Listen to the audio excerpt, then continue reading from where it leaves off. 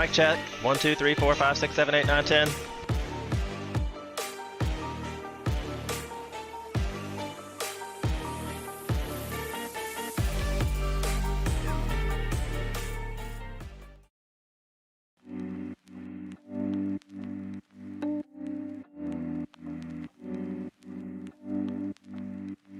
Hello, my friends. Let me actually turn my microphone on so you can hear what I'm saying. It's a good thing I looked at the playback. Hey! Some weird. I love how the headphones show up.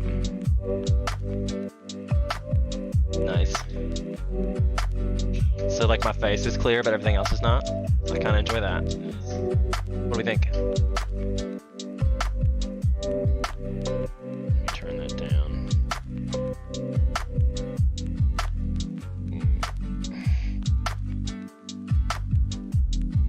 I sure wish there was a way for me to adjust my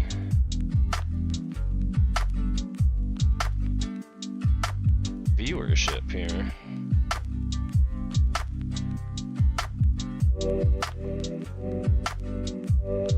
Just called myself a hoe. Got it. Called myself a hoe. Hello, welcome. My name's Sean. I'm Firelife 2018, and we talk about stuff on Wednesdays. The whole reason I got into streaming in the first place was because I thought I wanted to run for office. I wanted to make change. I see that the world is going in a direction that I find alarming, and my choices are either to try to change it or, I don't know, give up, become a hermit. I think I've pretty much done the latter, but I'm still trying to work on changing it a little. I'm not getting much support or traction in that endeavor, because maybe I'm the only one who cares, or maybe I'm the only one who sees it. That's sometimes what I wonder about when people are like, that's nothing serious, and then you'll see all the Russia stuff and the China stuff, and like, if you really keep up with the news, I think the world is going in a very scary direction right now. But my whole situation with these and the whole single transferable voting is how I think we can solve the problem. Single transferable voting is where you get to go to the polls and then rank like your first, second, and third choice, and then they do like rounds. So like say you have 3 people running, and for instance sake we'll say we have 100 people voting. If the first threshold would be 26 votes, because mathematically one of them would have to drop out, right? Because there's only 100 votes, and if each person gets 26 of the first 3, that'll leave 22 for one person, and they'll be erased from the like runnings. It's basically how we do the preliminaries, or like for the representations for the parties. So a lot of people argue, like, why does it matter? We'll just pick our party situation. And it's like, that makes no sense. Why would we only limit ourselves to 2 people? Or like, I bring up, for example, in the 2020 election, there were so many people that would have been great to run for the country, but the Democrats couldn't pick one that would beat Trump. So we didn't get to vote for any of those other people. It was either Trump or Joe Biden. And I probably would have voted in Pete Buttigieg. I mean, I would have voted for Kamala Harris as president over Biden. I don't understand why we had to do that. But I do understand why we had to do that, quite frankly. Because you and I both know the world is in a sketchy situation right now. So single transferable voting is how we solve the problem. And in my proposition for change is, if you go to the polls in November and you're not pleased with the options that those political parties have given you, I want you to write in, change the vote. The reason we have to pick something to write in to show that we're displeased with the amount of people that are voting. That's the whole point. Like, we are displeased with the way we elect our leaders, and that's how we're going to fix the problem of not changing anything. We need to get the people that are in office currently out of office. And we don't need some toupee wearing orange to tell us that he's going to drain the swamp, when we could do it ourselves. We vote the swamp in. There's the swamp monsters every year. Why don't we vote them out? Oh, you can't because half the other country likes those people? That's a problem. I think the problem is that we only have 2 parties. Like Benjamin Franklin said, that the 2-party system is going to be the downfall of our society, and I 100% believe it. 1000% believe that. So that's what we're doing, is when you go to the polls, you're going to write in vote for change if you don't like the candidates. Obviously, if you like the candidates they're giving you, keep giving it. But I personally think the Republicans and Democrats have been giving us the lesser of two evils since Kerry Bush, and we've just been accepting that that's the two options. I mean, in the last election, I voted for Libertarian sakes, and they got more votes than they ever have before. But you still need to have 15% of the popular vote to even get on the debate stage. So it's a rigged system.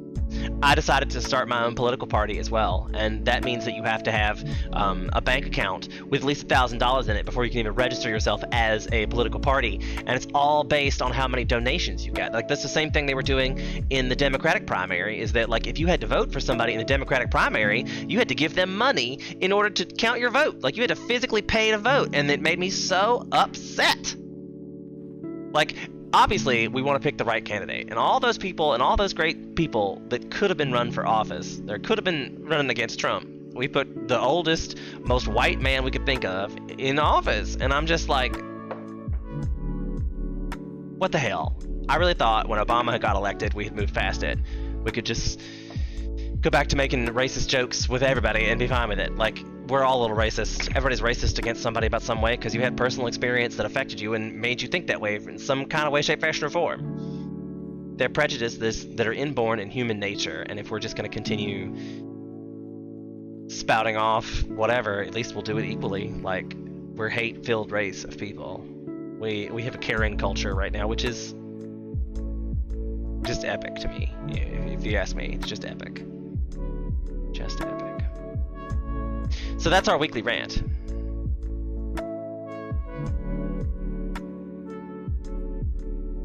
Yep. Here we are. This is the weekly Wednesday whatsoever, and I often say that one of these days I will be here.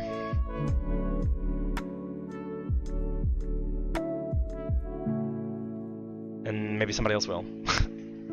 That's what I keep saying, is I'll show up. This is my most consistent time slot, and I'd love to start a movement. But you have to find people that are passionate about your cause, and I can't even get people to show up at 9 o'clock on a Wednesday. Like, I ask for an hour of people's time. You don't have to leave your house. You don't have to do anything but show up, participate, let me know what each want. Tell your friends. Share this theory. I don't even care if you share my personal video. I do have a video on single transferable voting on my YouTube channel. There you go. It's in the YouTube. It's in the chat. You can go look there and check it out. I think it's my most recent actual upload video because I try to make these short, but it's hard to explain how single transferable vote works in like 30 seconds. So I guess that's the solution here. But then you're like, also, how do I change the way we vote? And it's just not something that's getting done. So I'm open for other suggestions. Like, if you think you have a better way to save the world, I'm listening. But I think if you start with the man in the mirror, and you start with our country, America, I guess I say our, because I mean our country, America, even though I might be talking to a lot of people, but saving the world is the same thing. Because I really believe that if America was what it was supposed to be, we would be saving the world. Like this whole bit with China taking over Taiwan, we should be the defenders of democracy. We should have something to say about that. Like, at least economic sanctions. Oh, but we can't. We're way too dependent on Chinese goods. America couldn't stand to suffer for someone else's freedom. That would be the smart solution. Economic sanctions on China if they assimilate Taiwan.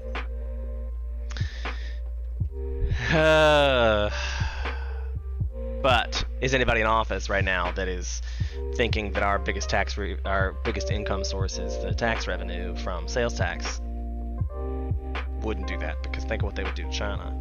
I mean, like, people who liked Trump when he did the Chinese steel deal, where we stopped buying Chinese steel, and then wondered why prices of cars went up so much. It's because we have to pay people here a livable wage to work in a steel industry. That's the real problem, is that our livable wage has gotten to be so high that it's irrelevant. Like, if you could live off, I think if people don't want to raise the minimum wage, you have to find some way to lower housing costs, inflation. That's your other option, is to make the dollar worth more. and writing blank checks and sending out government programs and just money after money after money is certainly going to cause inflation because we went up from the gold standard in the 1960s.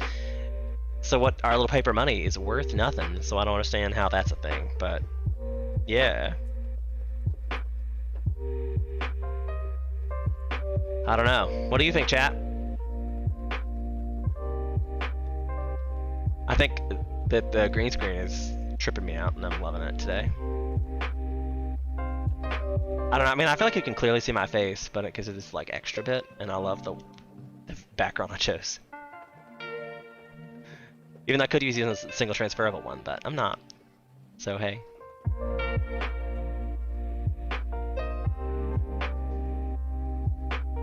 Smiling so big for you guys. Oh my god. So today, like, our dishwasher broke. I live in the boonies. We had to go find some random pieces to make our dishwasher work, and it's still leaking. I think maybe I didn't tighten it down enough. I did that today. We'll see. But I didn't feel like dealing with it anymore today, so I turned off the water because we're just waiting. Because I need to buy a seal for that stupid dishwasher that I have not done yet. It's probably a simple matter to replace it. But indeed. So games we've been playing on the channel: Humankind on Mondays. Wednesdays is this, Fridays is Final Fantasy, and Saturdays whatsoever. Oh, dishwasher's sorry, so yeah, it's whatever. Hey Silverbag, how are you? How's life? How's the move? You know, comfort settled in. How'd maps go? I think Humankind on Mondays might be dying, so maybe I'll start streaming maps, but I don't know. It depends on the views. I mean, Lord, my channel views are so down, so bad at this point. Because maybe it's because I'm not doing consistently or I'm not making new content. I'm falling down a depression well, for sure. And I'm getting to the point that I just really don't see anything new that I want to play. And I'm sad that Final Fantasy doesn't hold the interest that I once thought it did. And I think it's because I rushed through the storyline. That's my whole point. I feel like when I first did the storyline, I did little side quests. I got on every day and played for a couple hours, but I was like, ooh, I need to get up in the middle of the night and do this immediately or everyone's going to spoil me. And then I wasn't even thrilled with it. Like, I got through it and I got to the end and I'm like, this is so played out. They've done the same trick for every expansion, and I was really just like, this is the same storyline. Like, oh, self-sacrifice, giving for the good of others, your friends, and then, oh, they're magically back at the end. Wow, so if you do good works and work together, then you'll all be fine in the end, is the message that we get from Final Fantasy, which, okay, great. That's a great message to get, but it's the same one we've gotten in the last, like, 3 expansions. I mean, like, when Gogetsu died, that ripped my heart out. And then they just brought him back later, and you're like, well, okay, fuck you. That means that my emotions mean nothing to you.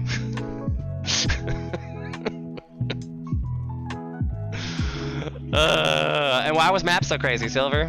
What you having for dinner? Good times. I had spaghetti. Spaghetti with the meat sauce. I don't know, have you been here for the single transferable voting situation either? Welcome back. That's what we talked about. That's what we're supposed to be talking about the whole time. I gotta bring it full circle back into let's save the world.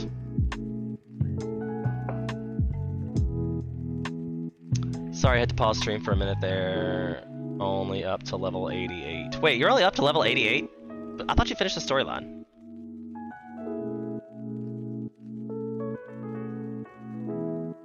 But Gogetsu was in Stormblood, so that wasn't really spoilers. But I mean, oops. I feel like, but I don't know if that's really saying that every other, but if you look at all the past storylines, I know.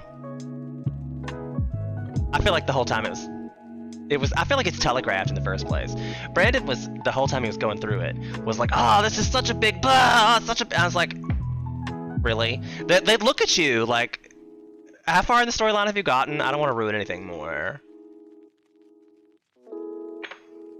I should probably stop talking about it, because it's not even what we're talking about in all Final Fantasy anyway, but that's my regrets. I'm glad you're doing it the way you're doing it, because it doesn't matter. Like, I think if you find out some story plots that you might be spoiled, it's still worth it just to be able...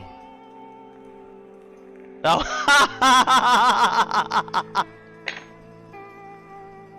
That's Silver. You should have just been like, stop talking about it. I thought you finished it though. I really did. I'm sorry. But yeah, we should talk about something else. Why was maps crazy?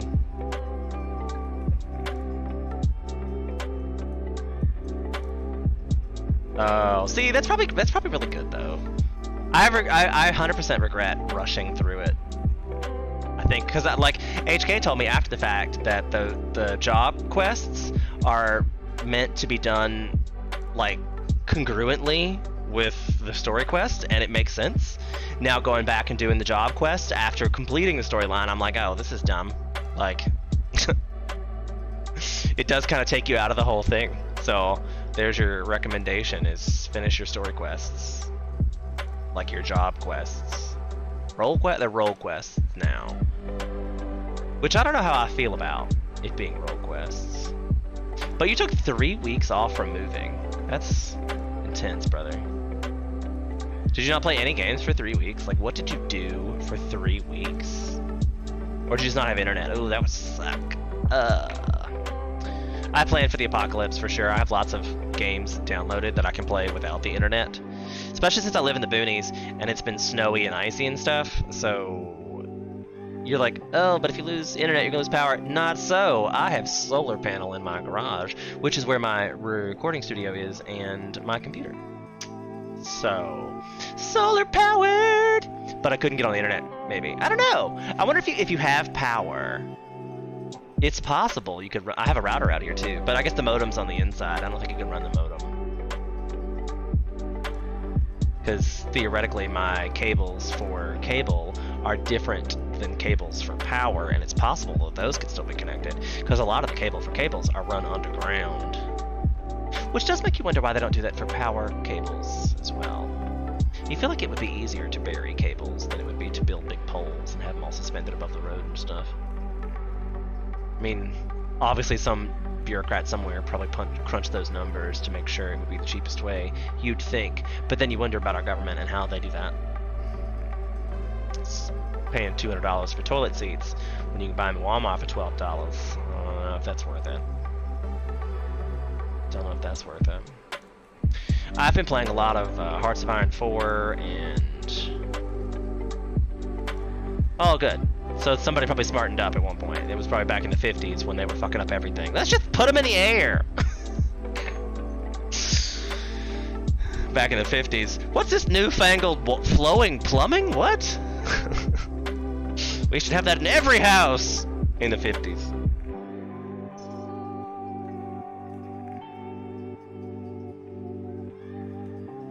My mother still talks about having an outhouse as a child, and that blows my mind.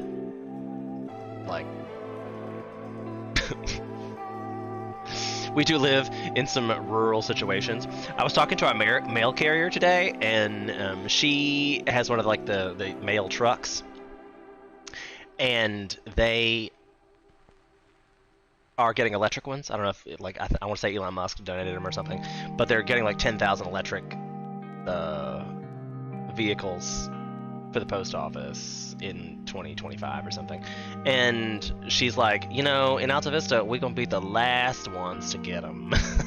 And I was like, you're right. We were the last ones to get everything. We live in the middle of nowhere. If you could find Alta Vista, I'll be impressed. Good luck. My mother's all worried about somebody's gonna show up, and I was like, if they did, what? They wouldn't even know which house I live in. And like, good God. Come, I guess. I'm prepared. Zombie survival apocalypse. It's happening. It's happening. So yeah. Single transferable voting is what we're talking about. In case you're new to the channel, don't forget to like, subscribe, and follow. Thanks for being here. We think we can change the world. If we go to the polls in November and write change the vote is the simple answer to that question.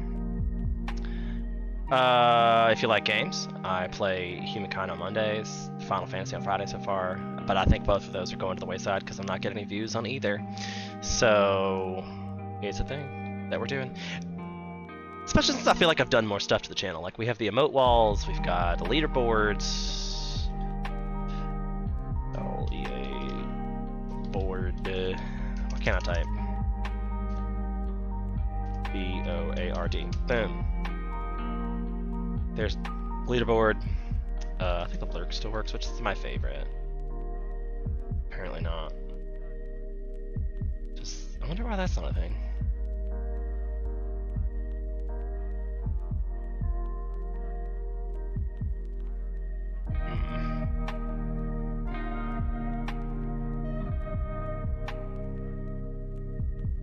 Oh gosh.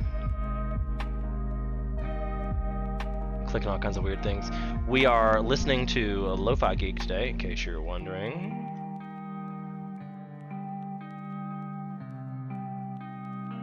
I don't know how to make this go away.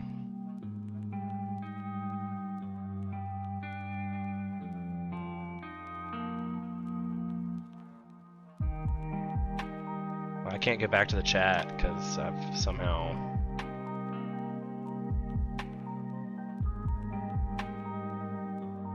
I'm like, what's happening? There it is. You have to... That's so weird. Okay, got it. We're back. We're live. We're here with you guys. Thanks for being here. It's appreciative. If you want to join the Discord, we have that as well.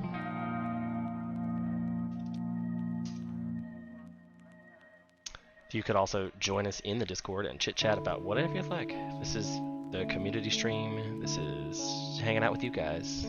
Meeting new people, making friends, making acquaintances, letting you feel less lonely in the world.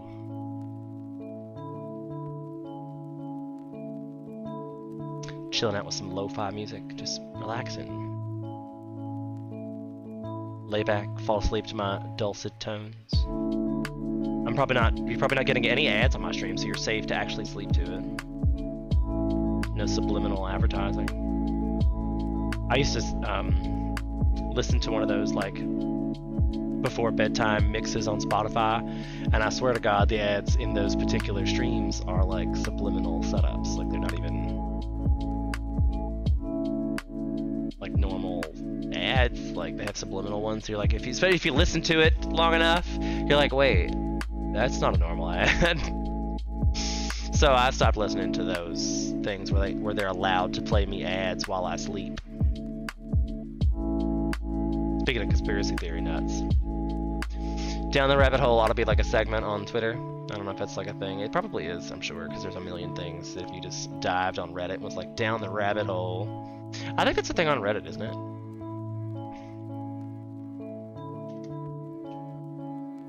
Reddit.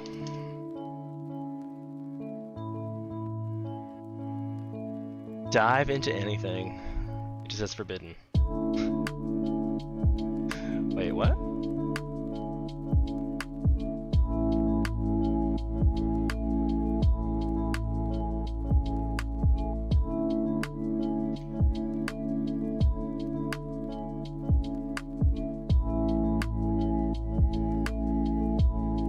I just searched for the post for rabbit hole on Reddit. It says, "I want to lure your family into a rabbit hole this holiday, but don't want them to see Jinmate's face. Worry not, I got you." Wow, that picture's intense.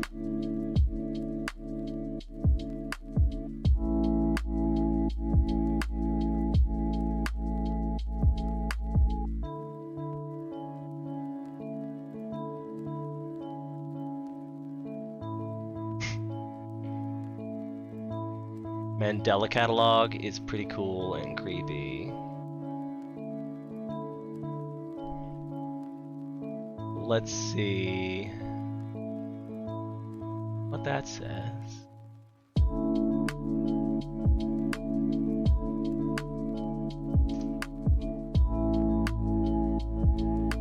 Do I have any resources to show people when explaining STV? I think the best page is the Wikipedia page. Here you go. There's the Wikipedia page that gives the definition of is a ranked and preferential electoral system which uses multiple member constituencies where each voter casts a single ballot where the rank candidates and votes are transferred if possible and when they would otherwise be effectively wasted. I explained it earlier as the like, so say you had 3 candidates and 100 people voting, just we won't say it's like for whatever, but if you only have 100 people voting for average wise, then in the first round of cuts, you set the threshold for anybody who didn't get 26 votes is dropped. Because if you had more than 2 people get 26 votes, I guess that'd be more than 3 people, because you got, like, say if you, it depends on how many people had running. So like if you only had 3, you'd probably actually set that to like 50 to not make it a ridiculous amount, because you can't have, I guess you could have 2 people only have 50. So maybe you should set the threshold at 51, and that way, so like anybody who didn't get 51 votes is dropped off, and then if you're number 1, your number 2 counts now. So like if you voted, like say candidates A, B, and C, and candidate A was your 1 vote, and candidate B was your 2 vote, and candidate A got dropped out in the first round, then your B vote would count towards the next round of that. So if you only had 3 candidates, you dropped 1 out, 1 was at 50, and then the next round, everybody from these probably went to one of these 2 candidates, one or the other, then this one would vote. So like your vote would eventually count. Like that's my whole big deal, I guess, is because I live in a Republican state and I would like my voice to be heard. That's how I feel about our electoral system right now, is that if I live in a state that does not believe the way I believe, I'm screwed. I should move. As I've been told countless times, I should move. And I want to be like, I wish I could. I did live most of my life not here because it's horrible. But, you know, now I'm stuck here. I would like to change my situation for the better. So, now what? Tell me to move again. Just like that, I wish all the people that told me to move would have moved when they were unhappy with the government. That probably would have been like, they would have never been a thing, because we've had a much more liberal government longer than we've had a staunch one, I think. Because I feel like Americans in general are liberal, I feel. Like, compared to the rest of the world, like, we're so liberal. I just don't know why that's such a weird thing for us to be like, oh, why are you liberal? Even our Republicans are a little liberal compared to the rest of the world. Like, I guess they just don't want to be, like, too far. I don't know. Like, embrace change. Welcome it. See what a new day brings. Don't naysay. Will say. Do say. Vote for change. Bring it around. Uh-oh. It's a rocket man. I don't know. That song's back in my head again. Because I'm a little bad at the culture right now of reproducing things. Like, I feel like nobody's creating anything new. They are just taking old ideas and making the artwork different. I was looking for a new game on Steam yesterday, and it's always like Banished inspired, or some other game that I played inspired, some other game inspired. Like, it says that in the dictionary. Like, I could get that, like, Steam would give me recommendations on games that I've played otherwise, which is fine, but when in the description of the game that the developer wrote, it says it's inspired by a game that I like. I'm like, if it was inspired by a game that I like, why would I not just play the original game of that? Like, I already own Banished. Why do I need a Banished-like game? Oh, it's got better graphics, but the mechanics are the same? Is that relevant? In a game that is, you know, 2D on a flat dimensional screen. Like, my eyes are only so good, bruh. Like, I don't understand. Like, sometimes it's the HK, HD, VR stuff. I'm just like, is this really even worth it? Like, you know, my eyes ain't that good in the first place. I probably need glasses, so I'm not sure it's worth it. You know? Like, I don't know. Who knows? Who cares? Life is what it is. The plants are coming along wonderfully. I am trimming as I go, because they're supposed to be going longer apparently, but I cut this beautiful baby yesterday. Look at this, look at the size of that thing. And this is a sub branch. Like, this is not even a top copola. This was a sub branch, bud. It's huge. Silver, thanks for being here, man. I'm sorry I didn't make maps on Monday. I really could have. I wasn't doing anything else extra. I just was like, I don't want to do it again. I'm not sure that maps are profitable. You know, I play Humankind. I'm sorry, in case you're watching this and didn't read the chat. Silver said, why spend more money when you already own the base game? 100%. Oh, maps on Tuesday now. Same. That's fair. That's fair. I said, and like she moved in, and I said, oh, I could be there, and then didn't go to the Tuesday one. I'm sorry. I'm having a depressive moment with Final Fantasy. Did I tell you the story about that? My Final Fantasy Fallout. I got booted from a party the other day. Right, because I can make it off crafting and stuff. Like, it's just, maps are not the best way to make money. You really, the best way to make money in Final Fantasy is Ultima. Like what do you call the ones? The Fox. The ones you get, the Unreals, that give those mounts and cosmetic things. Money. Everything from that is money. That's a good turnaround. I mean, did you get a lot of the drops from the cloths, or is that actual gil that you earned? Must have had good luck with portals for that kind. And did you get were you gathering the maps, or did you sell? Are you taking into effect that you can sell those maps for 150k? Well, at least last I looked, that maps fluctuate so much that's probably could have changed. Right, it's more about the camaraderie. That's why I feel like I'd rather do something like mount farming, or maybe I should even try to do like hard content myself, because obviously I'm really butthurt because I've been trying to get commendations, so I've been playing as healer tank, and I went in a leveling roulette as paladin the other day, and we died a lot. The white mage was garbage, but I'm paladin and I'm like, fuck it, I can keep alive. I mean, but then I feel like the white mage was getting butthurt that I kept using clemency, and I'm just like, listen, I get to like 25% as a paladin, I am worried. Thank you. Sorry. Yeah, the special mogul maps, those are, see, that's the thing. I didn't get any of those, and I didn't think it was worth my time to do so. But now the maps themselves sell for 150k, and you can get one of those every day. I pop in for 2 seconds, do a quick level 80 gathering spin, and put up a map. Boop, done. Not to mention the stuff you're gathering while you get the maps is worth stuff now, so you're like, oh, okay, sure. I got sidetracked. Yeah. Which, I mean, you can't get them now, and I didn't get any. So me going to maps would cost me, I guess it wouldn't cost me money, I'd go gather it, but you can only carry one on your personage, and I refuse to purchase them. We were talking about me as a paladin. I was doing a leveling roulette, and we died a lot. Really don't feel like it was my fault. We got to the end boss, and maybe there was a mechanic that I, as the tank, was supposed to be doing something for, but I don't know what that was. And I did put that in the chat that I was unaware. Like, I was like, hey, this is a leveling roulette, I don't know what this is. And nobody ever told me anything, nobody ever said, like, one person in the chat said WTF, and I was like, what is that supposed to mean? And then I get, you have been dismissed from a duty. It was the first time in like the 5 years I've played Final Fantasy anybody has ever dismissed me from a duty. And I was like,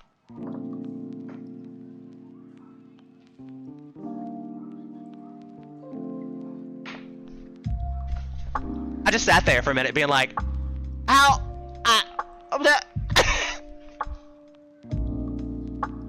I just couldn't,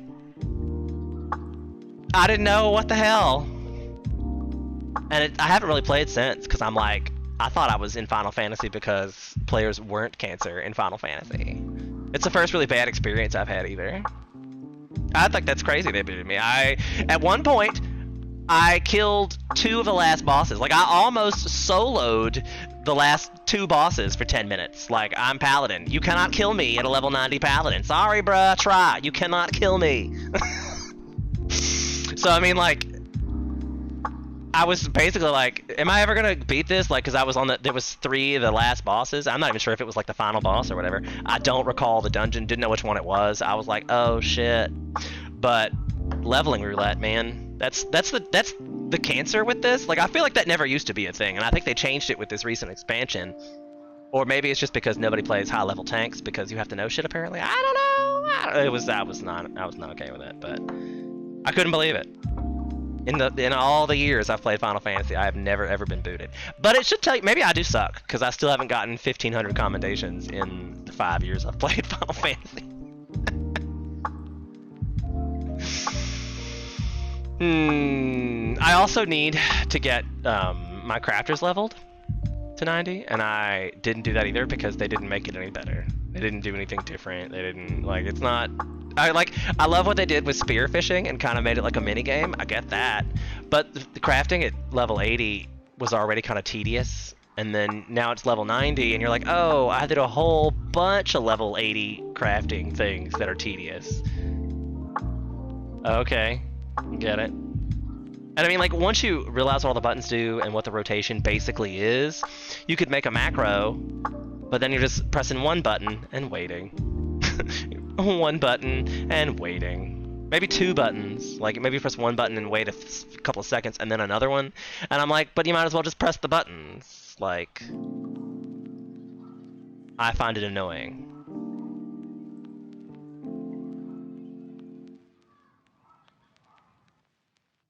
I find it annoying.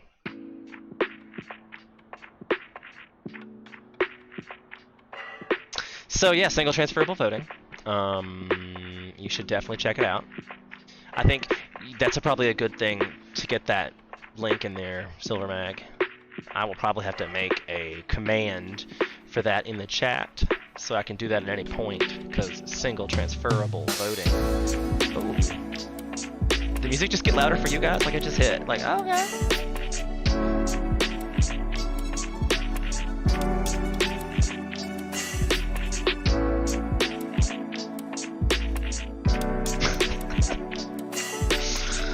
I don't know. I have it limited so it can't get but so loud, but I don't know why it just got suddenly louder. I'm not mad at it though. I'm not mad at it though.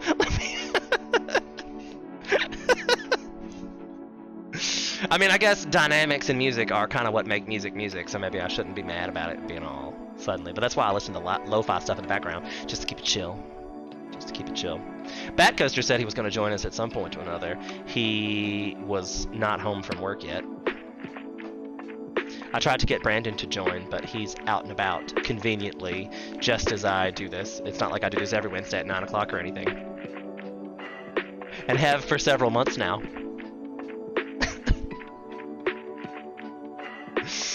All because we want to change the world. So share the video. Share the link. Share the love. Love your fellow man. That's the ultimate answer to keys. To be patient, to be kind, and love one another. And everything else in the life really would solve its own problems if everyone could just be patient, be kind, and love each other. Your world would be a better place. If you're having a hard time doing that, I highly suggest marijuana. It's a great way to make that feeling of life. Fair.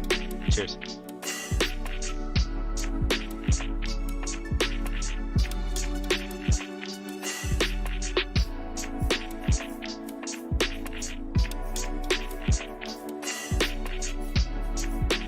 Marijuana's a hell of a drug, I freely admit. I hate to even call it a drug, but I guess that's the word we've used for everything. Like, you could call aspirin a drug, and maybe you should. Don't, but we call it an aspirin, which is because it's marketing. But it's probably like ibuprofen is the generic aspirin. I don't know, it's aspartame. Probably the actual, I don't know, whatever. But aspirin's a name brand, so we could call it that way. Fair. Fair. So what's new with Silvermag? Caffeine is a hell of a drug too. Hell of a drug too. Sponsor me, Monster. Sponsor me. Hell of a drug. I would definitely be in a tiny little ball in my bedroom without caffeine. That's just... When the apocalypse hits, that's where you'll find me for the first couple of weeks, I'm sure. Yikes. Although, I'm one of those people who order in bulk. Like, I have 2 cases of Monster now.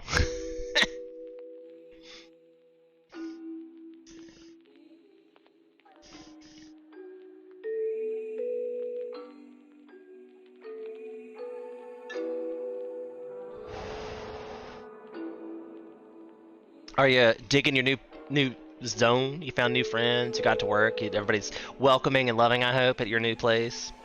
I hope you have all good things. You deserve it for sure. You're one of the nicest people I know, and I had never even met you, Silvermang. But I can tell you're nice because you say such nice things to people you don't even know. All the time. I want to be Silvermag when I grow up. Aw, see, I'm sure it's because you put out that in the universe that you get that welcoming nature in return.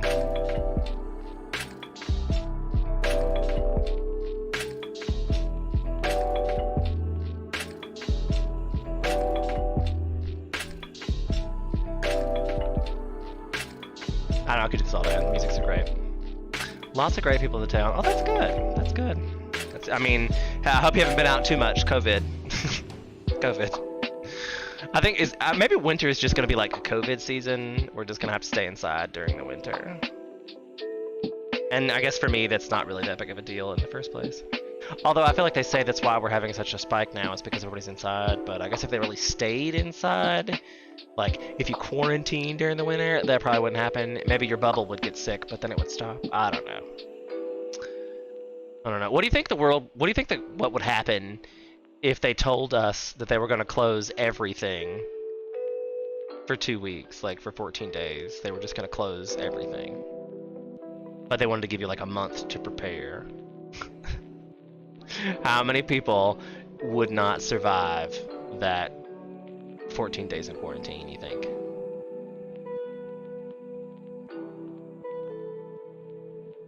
Well, right? But I mean, I had an aunt die of the flu 2 years ago. I've been one of those people. Well, actually, more than 2 years ago now. Damn, COVID's been 2 years ago, so this might be maybe 5 or 6 now. But I was always the person who wore masks in the first place. Like, I'm glad that people don't look at me like I'm a crazy person now. Well, I guess that physically isn't possible. Well, I mean, like, you could keep medical services open, but everything else you could announce that you were going to close for 2 weeks. People survived without power for hundreds of years. It is possible to close everything down. Some kind of EMP pulse wave would shut down the country. Well, I mean, medical care is kind of have to be, but I'd be okay with shutting that down too. I think we as Americans go to the doctor far too much. If you got... already isn't gonna work. I'm just saying, what if? I don't think it's a plausible idea either, but I'm curious to know how many people would survive the 2 week quarantine. If somebody gave you a month to prepare, do you think you would survive that 2 week quarantine?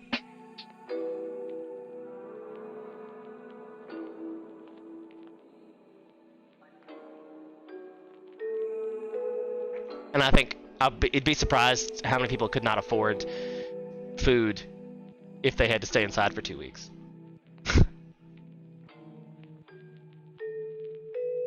I know, like when COVID first hit, like I was in Hawaii at the time, and they locked everything down. Like Hawaii did not play around with COVID in the first part, and their numbers were so low for such a long time.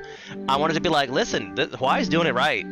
They don't shut everything down. And we were talking about like grocery stores where basically you had to like come with a list and hand it to somebody from a distance, like through a sheet, and they would like shoot you boxes of stuff. Like you did not interact with things that were essential people.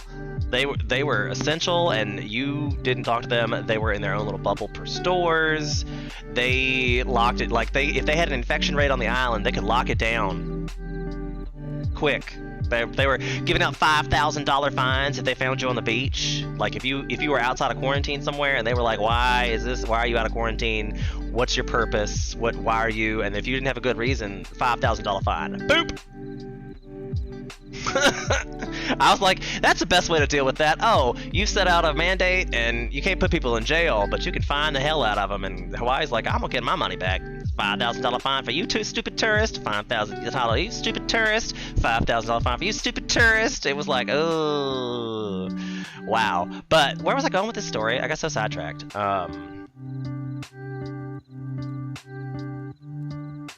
It was possible to basically lock everything down.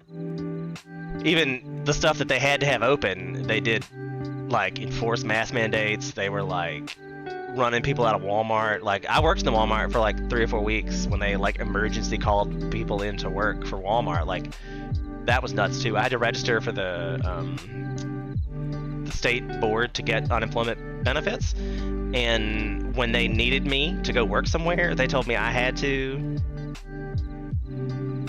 Because the jails are already overcrowded and COVID. Like, that seems stupid. Like, you got somebody out there that's exposing themselves to COVID. Don't put them in jail, because then you're going, like, the people that are in jail for not COVID-related things are going to get COVID. And, I mean, like, don't even get me started on the prison system. Like, our prison system is horrible. The whole prison system is, like, for-profit, turning people into money batteries, basically. And I disapprove of prison in general. Like, I wish there was a penal colony. I'd be okay with that. Like, if we could just designate Australia as the world's penal colony and just ship them off. Like, oh, okay, bye. But the fact that we are... have you not heard me tell the joke that prison is my long-term retirement plan? Like, I don't pay taxes, and I hope they come find me and put me in a white-collar prison, because it's like Club Med. And, I mean, I don't go anywhere. Fuck. You're gonna give me unlimited books and a quiet place to read for the rest of my life, 3 hots and a cot. Done. I love books. I am one of those people. You could lock me in a room, like, lock me in a library for the rest of my life, and I'll probably be super happy. As long as I'm not that guy with the glasses. Like, oh no! My eyesight goes bad, and I don't have any friends anymore because all I had to read is books. How do I make glasses? I don't know. There's not a book in here about that. Ah! Or if there is, it's one I haven't read yet. Are you a Jeopardy watcher? My mother watches Jeopardy regularly, and I often catch it because it's around dinner time. And there's a girl on there now named Amy who's just... I finally have the time now. I know, that's my life. There's a girl on there, like, answered every question, just... And I mean, like, Jeopardy's so varied. I like to think of myself as an intellectual individual. I love to learn new things. Hashtag Ravenclaw.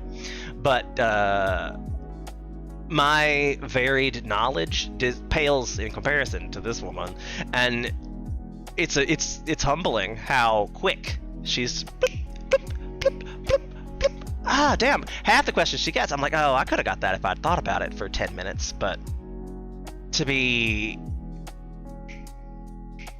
That's why you'll never see me on Jeopardy. I don't have good recall. I have great storage.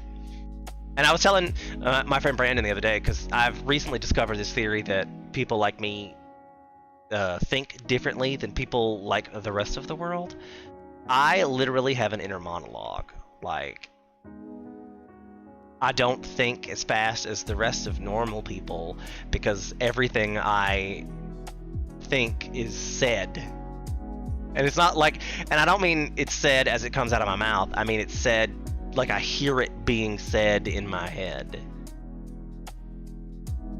Normal people would see something, process it in their brain silently, and then choose to speak it. I see something and it's heard in my background, like this screen, or I don't know, these things on my knuckles are weird, is what I hear as it's happening in a voice in my head. There's no like thought process separately, differently. Which is why everybody says I'm great for streaming, because I literally could just talk for 16,000 hours, because that's my brain. Like, you're hearing my thought process translated. I do, like, the pauses are me thinking of something else to say, because I know the next word that's coming out of my mouth is not the right word that I want to say. It's like I have a one-word filter between thought and action. There's one word. There's one word filter. That's my life.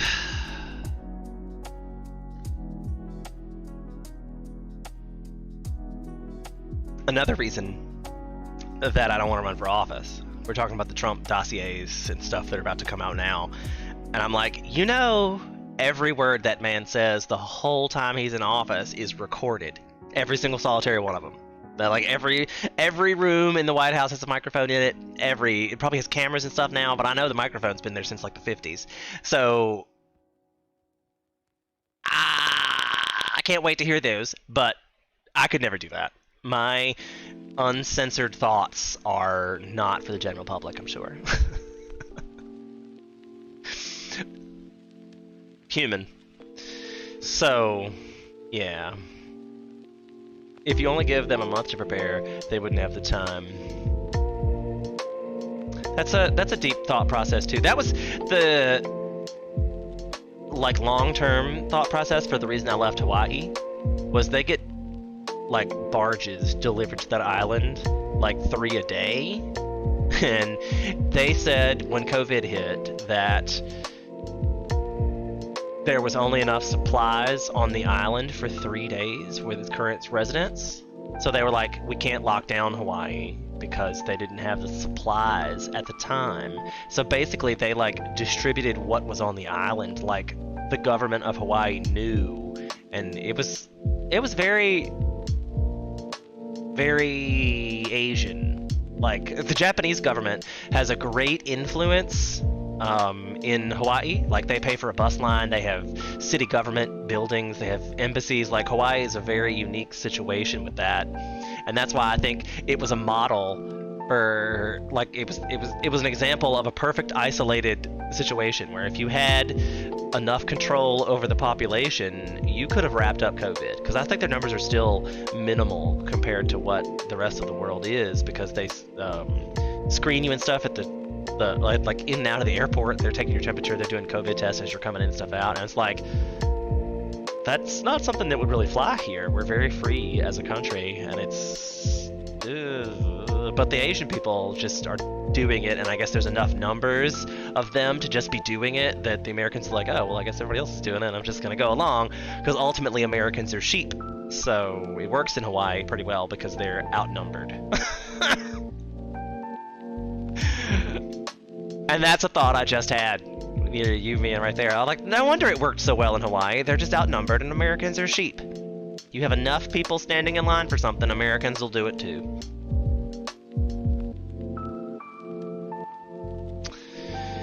I feel like I need a graphic of me like getting a suitcase and leaving. But then, which is worse? The population that will do anything they're told because they trust the government so explicitly, or a population that'll do anything that a social media trend is doing?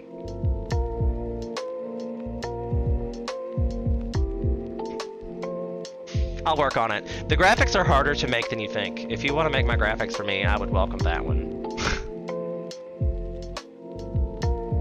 All I'd have to do is make a little video.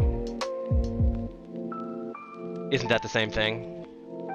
Isn't that a deep question, my friend? Isn't that a deep question? But that's where we are as America. I mean, like, if I could get single transferable voting video to go viral, everybody would make. I have to think of some creative way to make that go viral. I need to like do the single transferable voting challenge and dump ice water on my head. I don't need your money. I just need your vote. Ice water. I don't know.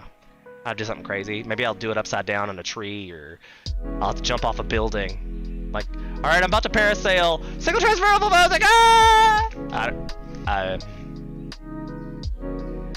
I mean, Americans are both of those things. Depends on which sector of America you're talking about.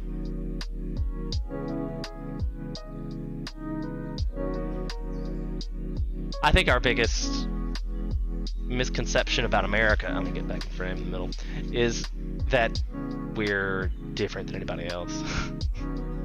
We have so few people who independently think and take effective action. That is why we can be domineered by the oligarchs. I have no disagreement with that statement. But we come back to the problem. Like, I am trying desperately to dig myself out of this, give up on the world, and continue focusing on my farming and air purification and water purification techniques. Like, I worry about the climate most of all, because no matter what else I do, if my air is not breathable and my water is not drinkable, we're all gonna die. So I really worry about this climate situation. And I'm like, oh God, we still have to start at how we pick our elected representatives. Like, our government is so broken. We really need to start from how we pick the people we elect, because it's broke. It's out of date. It's like we were driving this 200-year-old car when we have electric vehicles, like a Tesla. It's like, bitch, what you doing? Like, but so what do we do? That's the whole point. Like, you and I are clearly of the same mind, that there's not very many people out there in the world that want to change and make actions. I'm one of them. This is it. This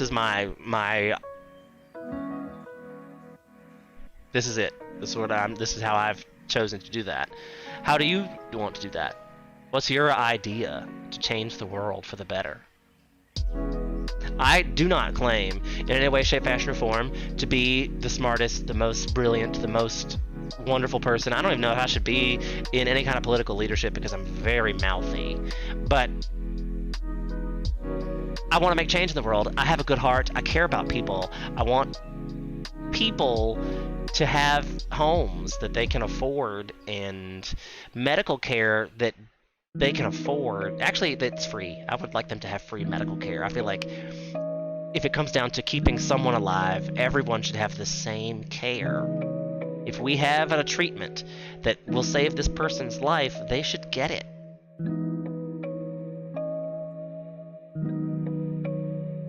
Seems they're all people. We are all created equal. No matter what your color, your race, your ethnicity, your credo, you all get the same rights, and medical care should be one of them. I also think education should be one of them. Like, if you follow my channel, I play a lot of games about building civilizations. And you can't build anything without population. It's a pretty congruent fact across the world, across the games, across the ideology shifting axis. It's a thing. Speaking of that, I was talking to a friend today, and she was complaining the dollar store is now charging $1.25. She's like, what? I blame COVID was her hashtag. And I responded with supply and demand as my hashtag. If it's too expensive for you, put it the fuck back and it'll be there next week. Cheaper, probably. That's how supply and demand works. And she responds with, well, if something can go on sale for $5, how come it's not always $5? And I'm like, well, supply and demand works like this. They know when they make that product, like say it's a Valentine's Day item, they know when they make that product, they're not going to sell all of it. So they have to mark it up to compensate for their losses. And they mark it up double that and then mark it off halfway. So they put it out at a price that they feel is too high for what it is. And then see if you buy it. That's how marketing works. And then if you don't buy it, they'll put it on sale. Patience is how you save money in this world. And if it's too expensive, put it back. Don't believe the media when they tell you, oh, there's inflation, just suck it up and go buy that stuff. Inflation's a real thing. Yes, inflation is a real thing, and there may have to be business costs, but if you stop buying that thing for long enough, that company will go out of business. That's a thing. So if you love the item, support it. Or do your research, see what you're buying, see if this person's a mega multi-million dollar corporation. They can probably afford to sell it and then not. But if it's like a local deal, you should probably support that. You got local coffee or local art or local weed or local, I don't know, mechanics. Like, you know, don't go to Jiffy Lube, go to Perkins. Go to your people that have been there for you forever. Support them. Spend your money at the right places. And that'll change the world too.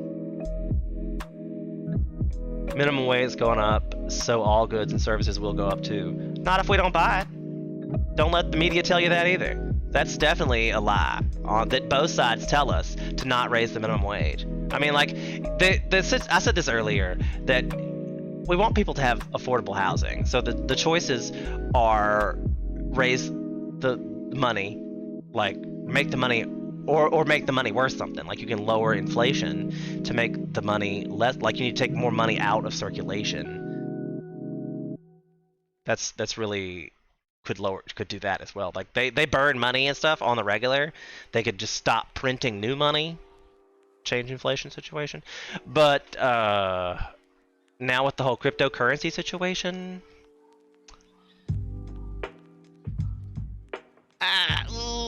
the financial markets are already a hot mess, and I don't believe that if I were to be elected president tomorrow, would I weigh opinion on that. I'd be like, let me hire a fleet of accountants.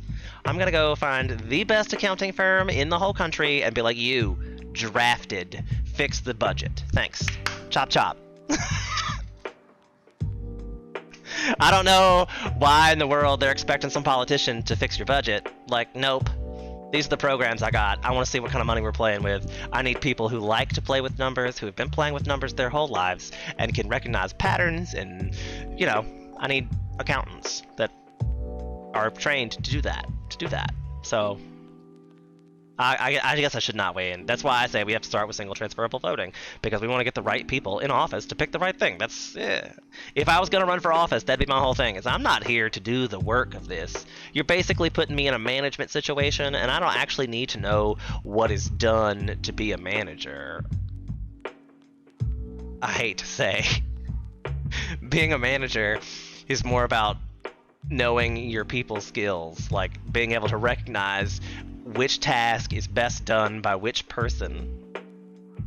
It's definitely helpful if you know, because then you have to train people and stuff. But if you have people to train people, like if you get to a certain level of management, you really don't, because you're like, oh, I don't need to know that this thing is not happening. I have a trainer who can train these people better to do that. So you send the right person to deal with the right level of the frontline things. And the president's probably like, you probably have like, I need someone to deal with the budget, so you the budget like a cabinet member. Have I told you my kooky idea for how if I were president tomorrow? Like, I don't even know if I told you that if I were president tomorrow is a joke. I don't know if I really want to be president. Like, I'd hate to. That's not my goal with my channel at all. But I often say, here's a suggestion from a position of power. So, like, if I were president tomorrow and I wanted to pick cabinet members, like, I would probably not structure them the same way we do now. I would definitely segment this off into different situations, but that's a whole other story. But if I would probably make how we select cabinet members like a reality TV show. Like, have you ever seen The Masked Singer? I know everybody cringes when I say that. Have you seen The Masked Singer? So instead of doing The Masked Singer, I would do like The Masked, like, and this week we're gonna put up our economics advisor, and I would put up like heads of accounting firms and like people who teach accounting, or like people who are masters of that said field this week, but they're gonna be in like costumes, so you have no idea what they look like, and they'll be able to answer questions and probably do little quirky things too, because we're America and we have to make voting entertaining if we want it to be done well. So I mean, like, if we're gonna make like, and I hate to say that, like, I feel like when I say that to everybody, it's so cringeworthy to me on the inside, but I also live by the mantra, you have to go where people are. I can't expect people to come to me. That's why I started streaming. I was like, okay, we saw what happened with like GameStop. The gamers of the world have power we don't use. If we got together a political party and everybody that watches Twitch voted for change in November, that would change the world. Even though there's probably international people that do it, but there's still millions of people who watch Twitch, and it would certainly get us on notice.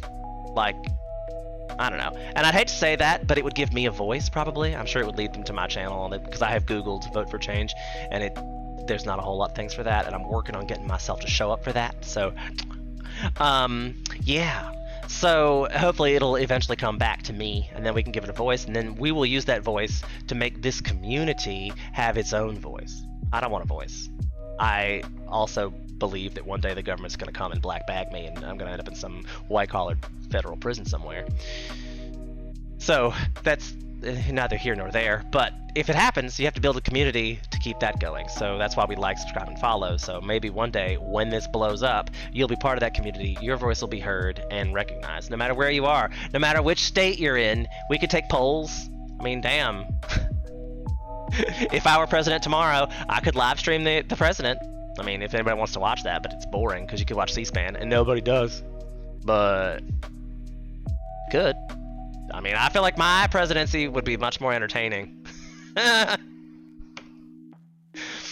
I say things too.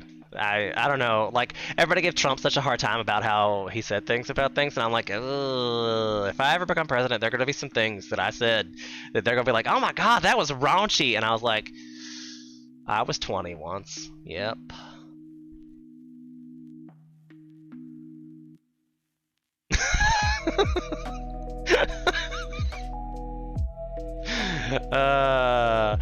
You know, it's a thing. Especially since we grew up in a world where everything started to be videotaped. I'm old enough now, though, that thank God, like, my probably pre-high school days were not recorded. Like, I can't imagine being in high school now where everybody has a camera. Like, some of the things that happened to me in high school were life scarring and only seen by 20 people. I cannot imagine how life scarring it would be to have it played back on your Facebook timeline every year, or to have it like emailed to you every year, or like for the rest of your life you'd just be like, oh, I'm reminded of this horrible thing that happened to me in clear, vivid memory. Not even like the shady like haze of our actual memory. Like when you see it happen, that's how it happened, and it's concreted in your brain for the rest of your life. If you know anything about how memory works, bad things that happen to you get glossed over in your real brain. But on a videotape, it's vivid. And if you watch it every year, it's never going to have time to fade. That's going to cause a lot of lifetime trauma, and I bet it causes a lot of short lives.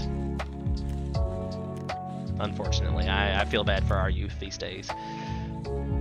And I kind of think if I were president tomorrow, I would, you know, maybe put in some kind of blockers for that. I would probably outlaw cell phones in schools.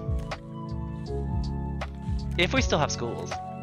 Now that I think about that question, if we're talking about the future of schools, it's all going to be done on computer anyway, so why is it? It's not relevant.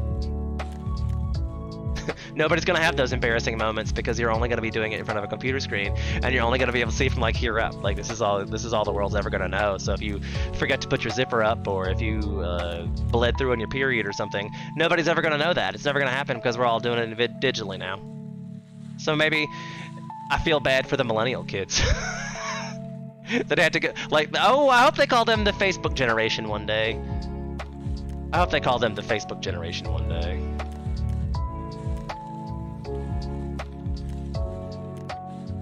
Because does that make me the MySpace generation? We had MySpace, but I cannot tell you how many countless hours of twiddling around on MySpace I did as a kid.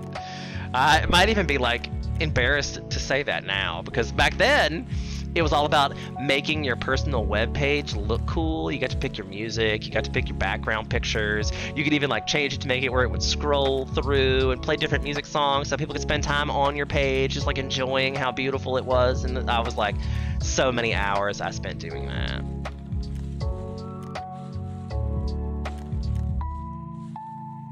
And now I look back at it, I'm like, damn, all the weed I could have smoked in those hours.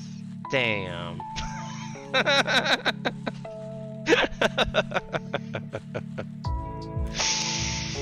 I was a good boy. I did not smoke marijuana until I was, gosh, in Hawaii, so that was only 5 years ago. Before that, I was super anti-marijuana. I was all like, drugs are bad, kids. Drugs are bad. Now I'm like, oh, right, I'm old and my back hurts, but marijuana's cool. We love that. I also am. Did you hear the whole situation with marijuana being COVID deterrent? That came up in a Trump interview, and I was like, "Oh Lord!" But I think here's my theory about why people who chronically smoke marijuana don't get COVID is because we don't leave the house. There's your COVID deterrent is you just sleep on the couch for a couple weeks. Oh, cool. Missed that whole peak. It's fine.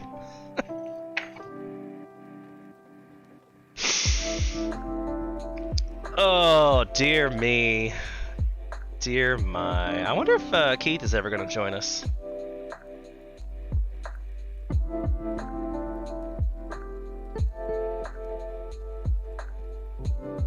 Great. Good times.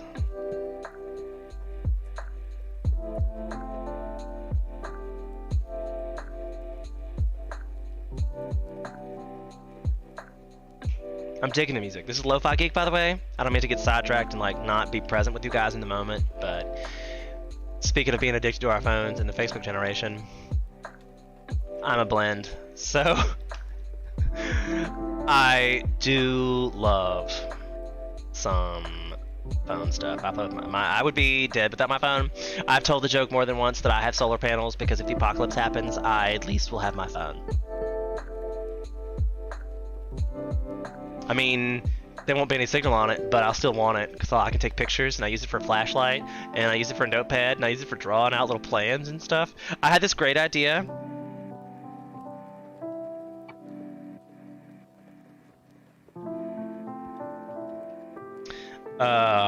For doing a full body haptic suit.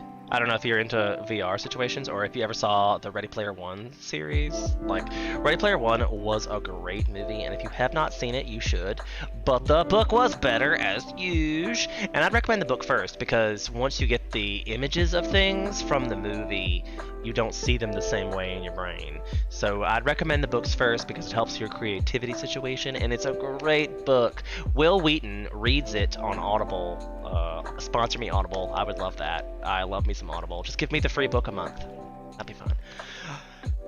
But yeah, Will Wheaton has a he audiobooks that on Audible, and he does such a great job. I love Will Wheaton. He also has a YouTube series called Tabletop, which I don't even know they make it anymore. It was on a Geek and Sundry thing, and then Geek and Sundry had their whole Twitch channel, and then the whole Twitch channel for Geek and Sundry got destroyed. So I don't know if it's still a thing, but it's probably still on YouTube. I'm sure you could search for Will Wheaton Tabletop. They were great. He played board games with celebrities. It was hysterical. Quite funny. That's where I learned to play Ticket to Ride. Great show. Great game. Yeah, I said show, but great game. Ticket to Ride.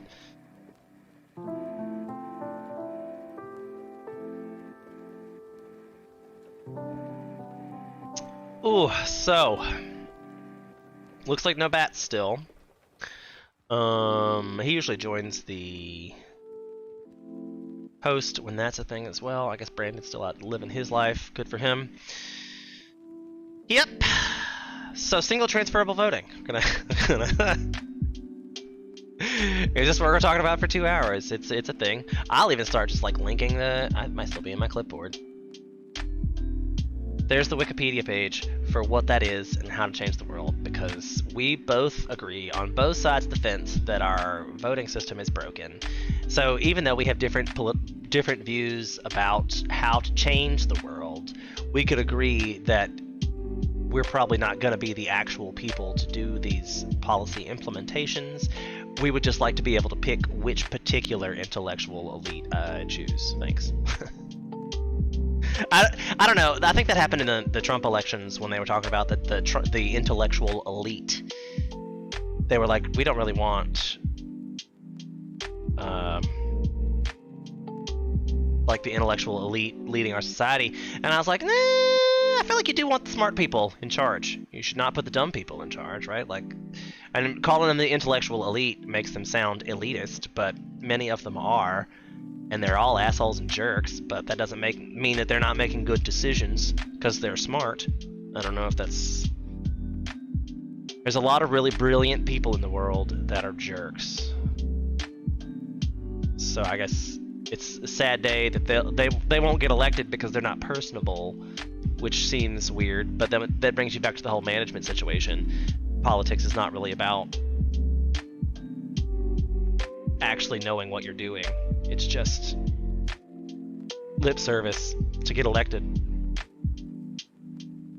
I have also said that if we're gonna make a whole new government, maybe we should make this civic duty kind of a requirement. Like, I know many Asian countries have a military service requirement. I think you could choose either or. Like, if you wanted to choose to go into the military and serve your country in that fashion, 100%. But I really think that a little bit of civic duty for everyone would do a body good. Americans are so spoiled. And and nobody really wants to be the ones, but like, so say example, you're a teacher and you win Teacher of the Year oh, well, here's what happens when you win Teacher of the Year is you become this term's cabinet representative.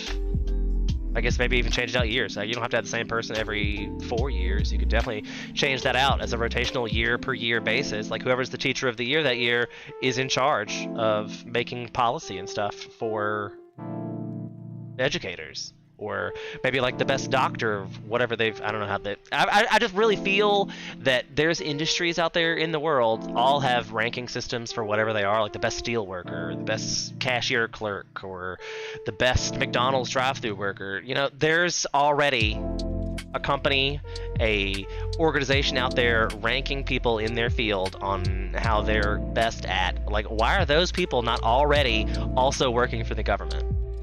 Like, pay them 100%. I agree that you could match whatever salary they made at whatever job they're making right now for the year they're in office. We'll just, whatever you were doing, instead of working for that person this year, you're going to work for this person this year. You can still work your other job if you want to. I'm not going to tell you not to, but we need you to get these things done while over the course of your year. I need these tasks accomplished.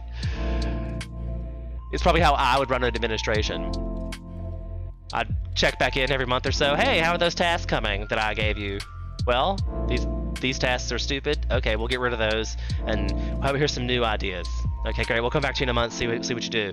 Move on. Like, that's, you know, you don't micromanage people. You don't overmanage people, and you don't need as many managers.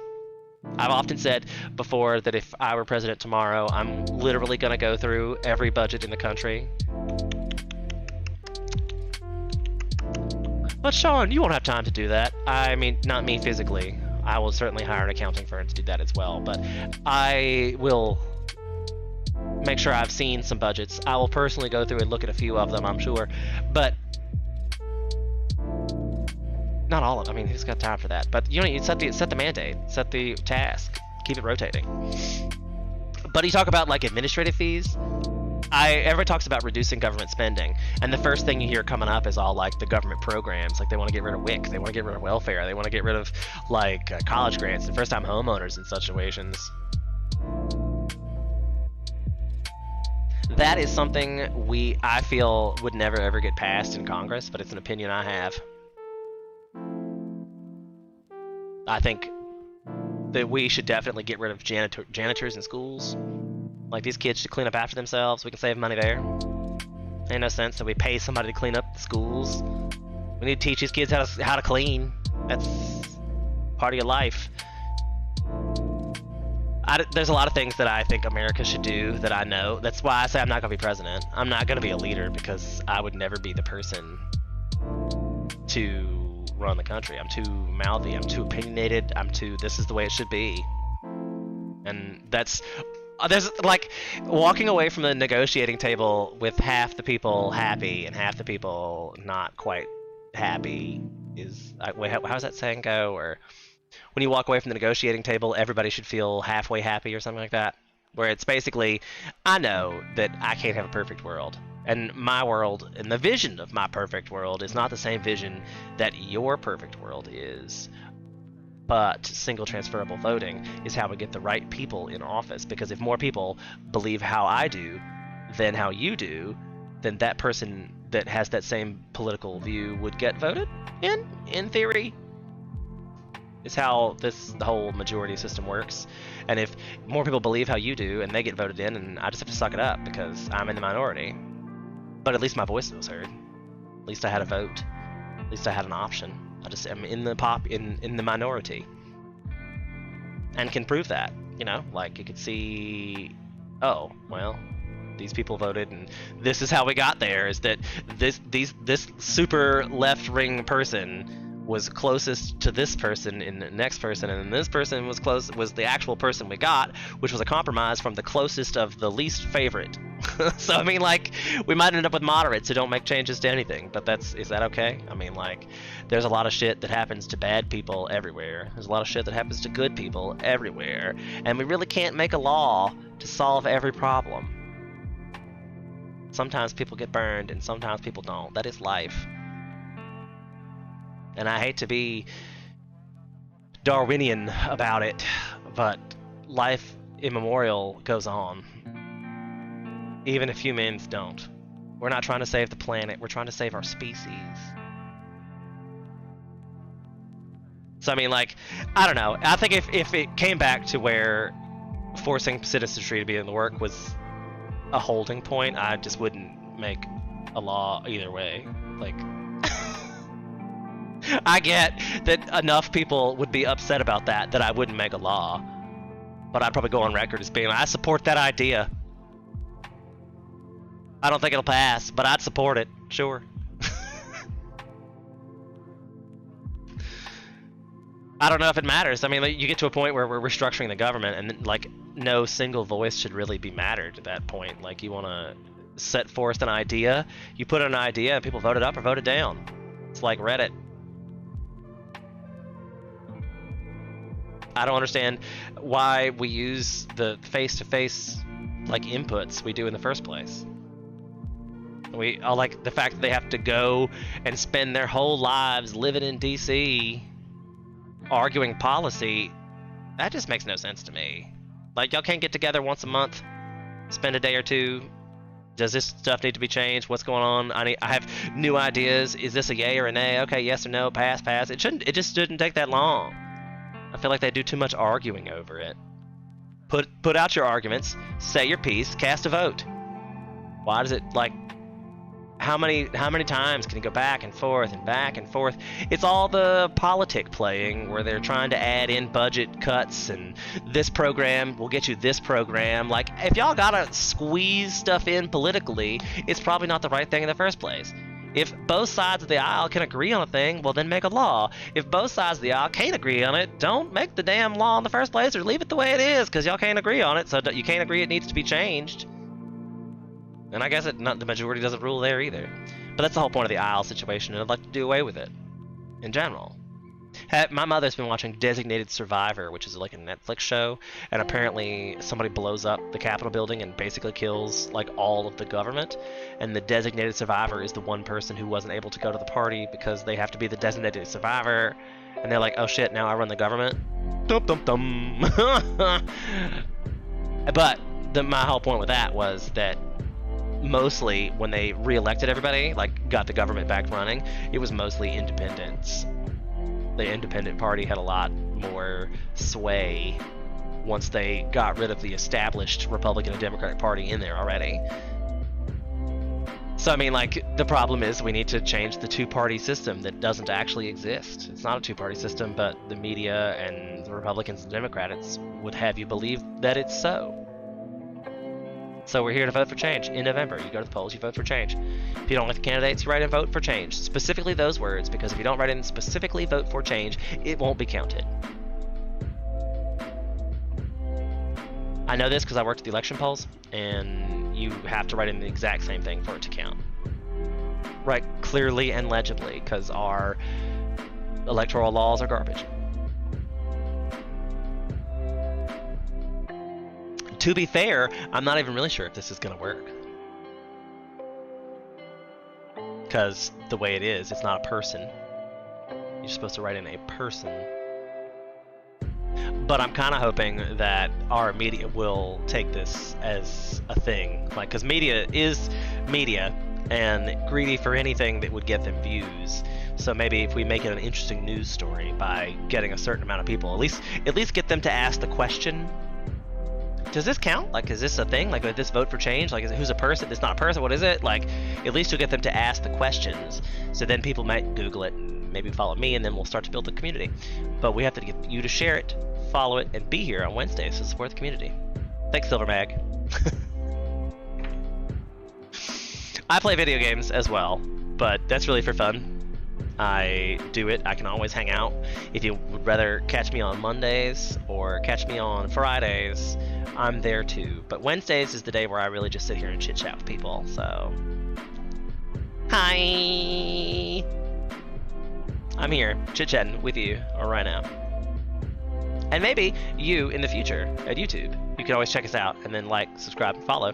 Even if you don't get to watch me live, you can definitely watch these crazy stoner ramblings of mine on YouTube.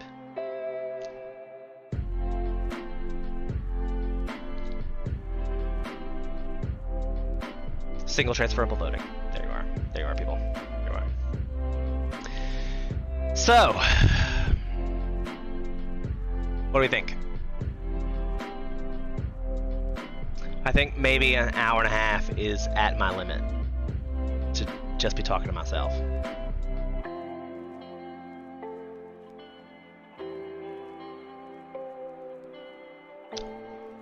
I say that, but, you know, here we are, still talking.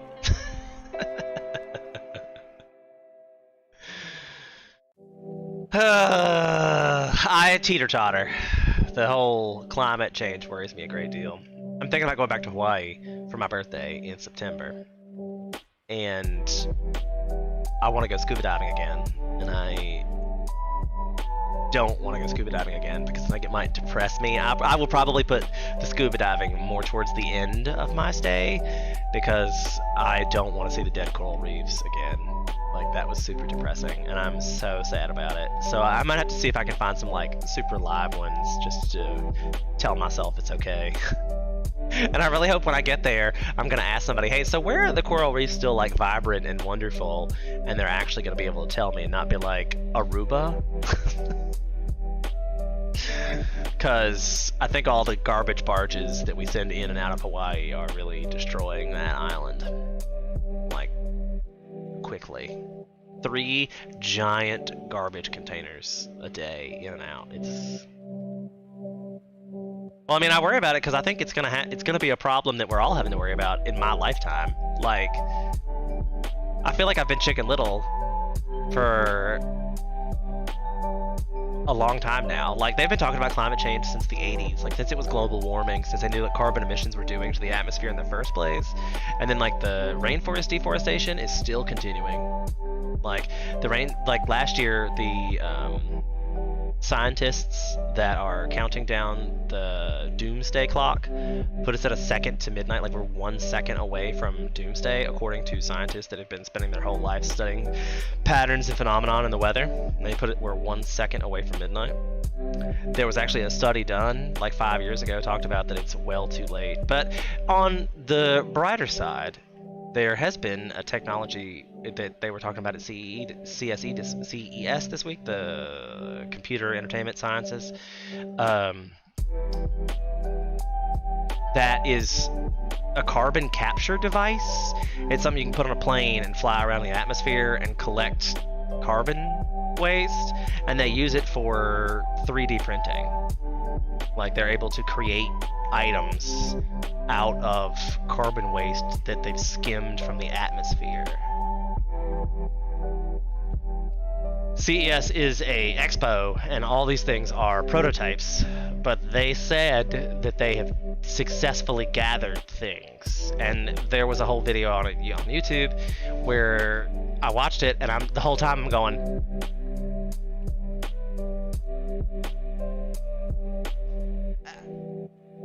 that might work. You're just like, really? But technologically speaking, oof. That's the whole point. You have no control over deforestation and trash barges and forcing foreign nations to actually take responsibility. So it's unnecessary mental drag. I would like to point out to you that on the top of my resume, it says, I truly believe I can do anything. So if you really, really believe that in, like, your heart of hearts, then it's not. All you can worry about is your own small scale. And I hella have reduced my carbon footprint. I don't, like, we have 1 bag of trash a month from this household. I compost. I am careful what I purchase. My carbon footprint is much negative. I have solar panels. Much negative. Oh! Speaking of that,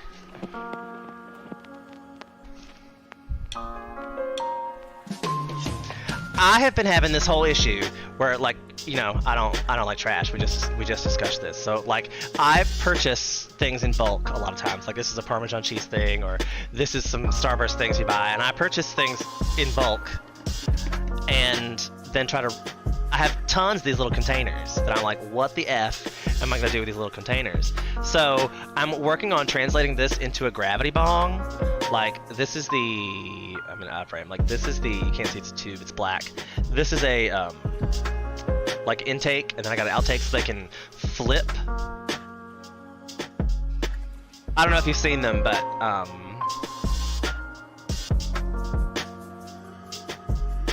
these are they make $600 gravity bongs that like flip. So you can put water in the bottom, and you put a bowl on one end, and you suck in air on the other, and you flip it over, and the water rushes out of it, and it causes a vacuum to suck the smoke in through the water into here, and then back out into you when you suck in top of it, because there's like a thing. But that's my plan for reusing these guys. Is I need to get a little valve. They were like $5 valves for one-way situations that I ordered from Amazon, and they're coming. I'll be able to reuse these and make these for like nothing. Be like, oh, you want one of these that'll do the same thing that $600 one you can buy off Amazon will do? I'll call this the Redneck Gravity Bong. Sell them for $30. How about that?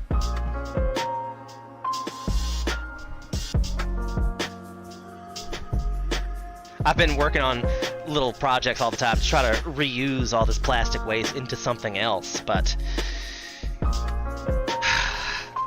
I definitely think that legislation is going to have to come into play before America is going to reduce. Like, especially, I live in rural Virginia, if you don't know, and it is so much open land and space here, like, because it's a pretty shitty place to live, to be honest. And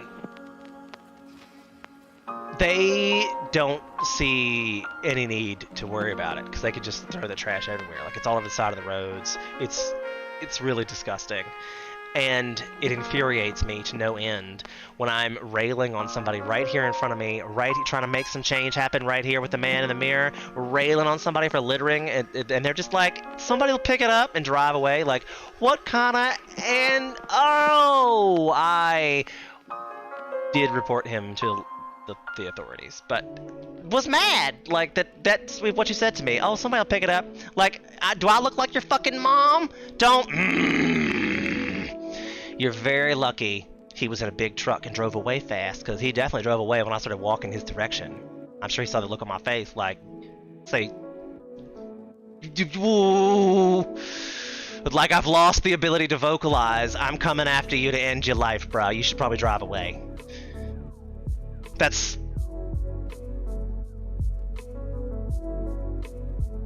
It's... They don't see it. They don't care. They don't care. Like, I was in a big city when COVID hit, and it was huge to see how impactful that was. And they're already rural. People already don't see each other. The COVID transmission is down because we're distant, like, geographically. So they didn't see the danger here either. And then it swept through here, and everybody's like, That's the society we've built, though. No personal responsibility, and a lot of folks, not everyone, but many people are like that. Well, that goes back to my original idea of making people have to have civil service. I mean, as much as you're like, this is the society we've built, I mean, you're right, but we're talking about how to change it, aren't we? I can't go back in time. The only thing we can do is start from today and work forward.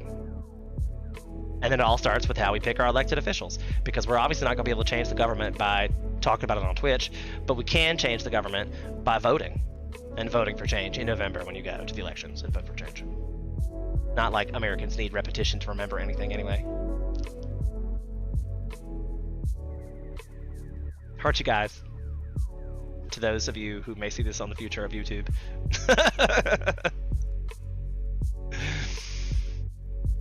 I often think that. Like, when I am out in the grocery stores and people aren't wearing masks, I want to be confrontational about it, but our society has ingrained me to be non-confrontational. I've worked customer service for so long.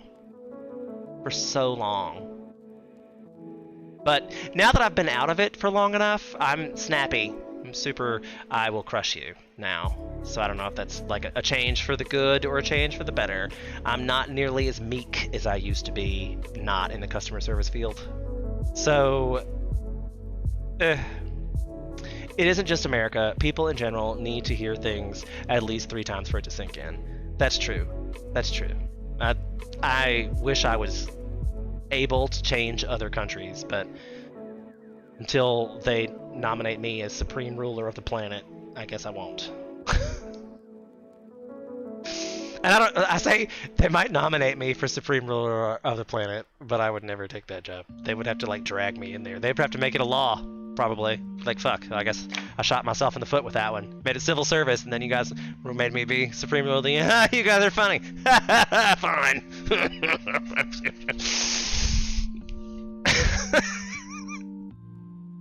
That's how they're gonna get me. I see it. They're gonna dig in my own grave here. Dig in my own grave.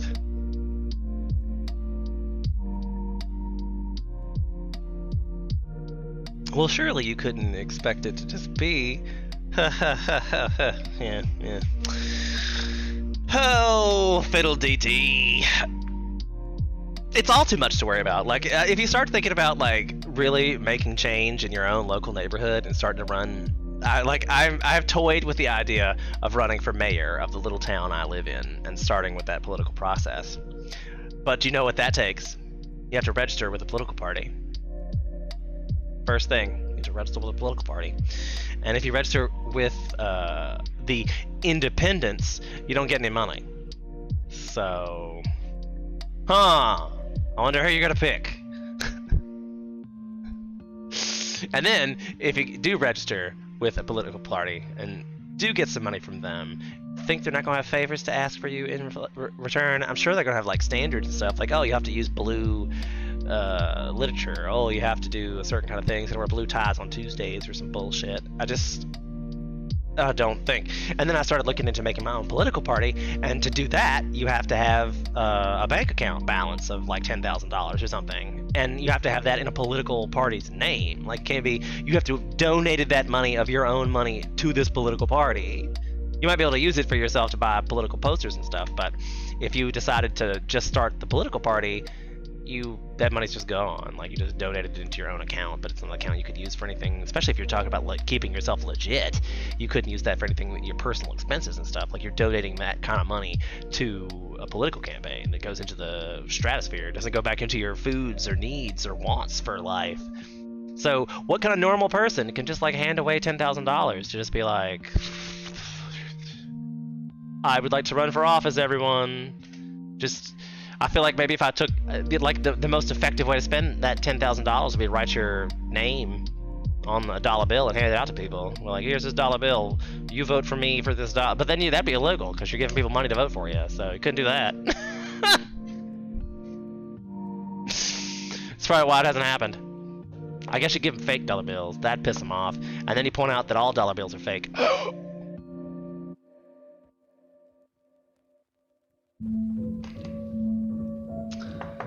Mic drop. I don't know what this is, but I love it. It's just, it reminds me of that Simpsons episode where the inanimate carbon rod won the Employee of the Month. And I'm like, I love this inanimate carbon rod. It's so useful. So useful. It can be a hammer. It's a poker. It's a toaster. I don't know. It's a midnight toker. I don't know what to tell you there, friends. I don't know what to tell you. I do know what to tell you is that the journey of fixing the world starts with one step. Every impossible task. I said earlier that I believe I can do anything. And I believe that because you can do anything. If you set a goal and then work backwards from how you accomplish said goal, then you work towards that goal until you die. That's how you do it. So that's why I decided that when I saw how do we change the world, I worked back. Actually, my problem was how do I save the planet? And then it was like, oh wait, I need to change that because that's not even a thing. How do I save the entire human species? And then it kind of turned into like, do I want to save the human species?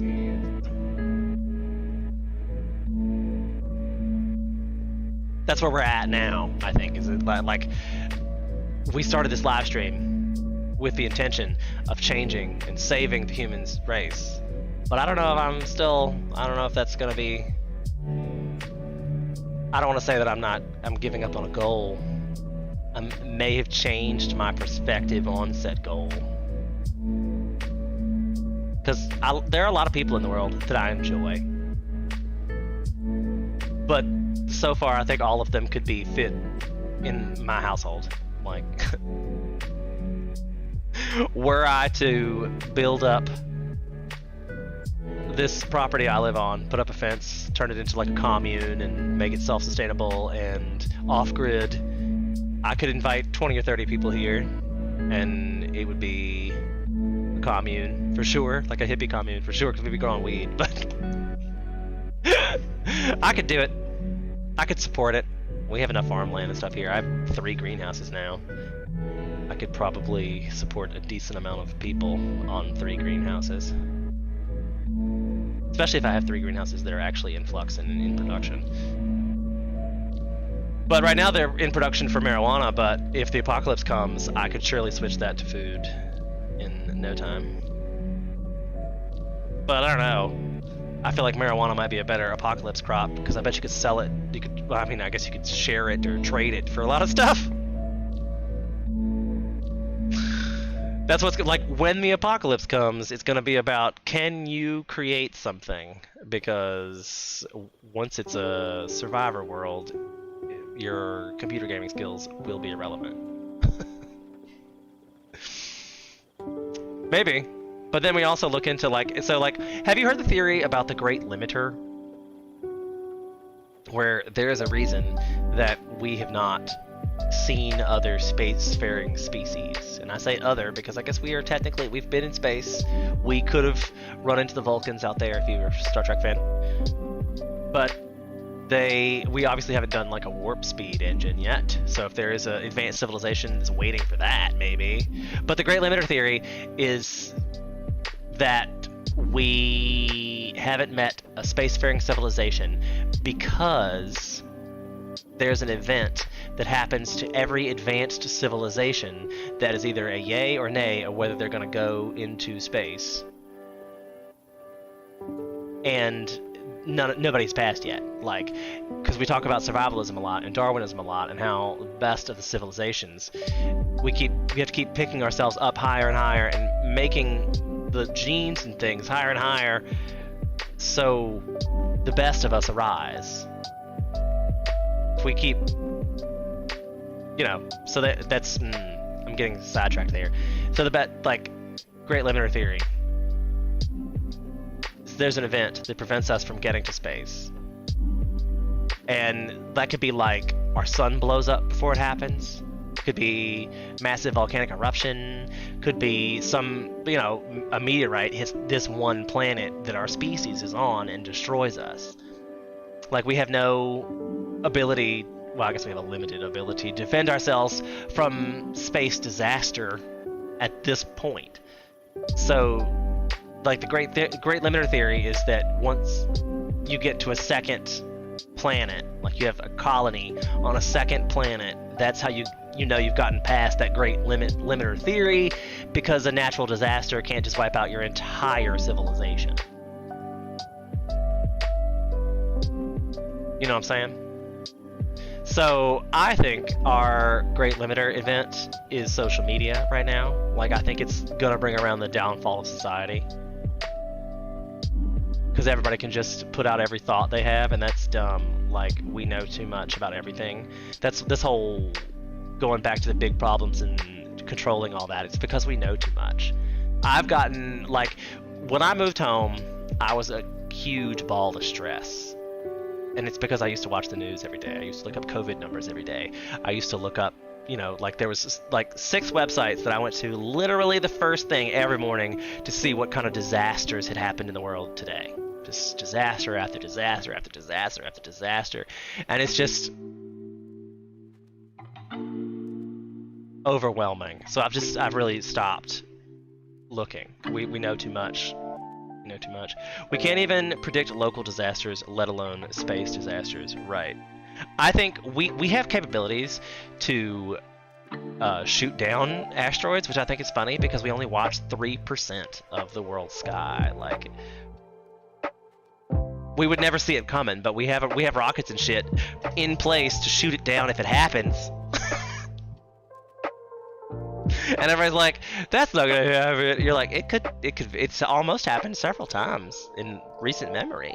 We've had big rocks whiz by the planet. I mean, like, and I say, 100 million light years is close, because in spatial terms, if you could see it on a telescope, it's close. It's real close. And we wouldn't know. One day you're just gonna look out your window and see a wall of dust coming at you. That's how you die. Not the worst way, I guess. Live your life to your fullest, because it could be your last. I said that when I left. Like, I just went to go take some packages to the UPS store today, and I was like, well, if I put some wood in, if I don't make it home, she's like, I'm sure you will. And I was like, don't say shit like that. You don't know what could happen. Have a brain aneurysm, walk down the street. Done.